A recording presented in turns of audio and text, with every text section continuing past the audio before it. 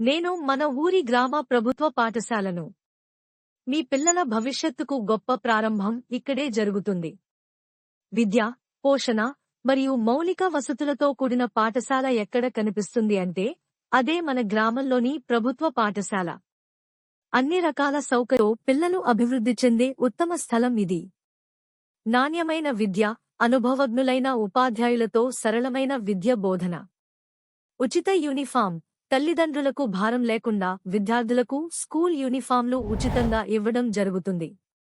చదువు కోసం అవసరమైనవన్నీ సిద్ధం. ఉచిత పాఠ్యపుస్తకాలు, నోట్బుక్స్. మధ్యాహ్న భోజనం.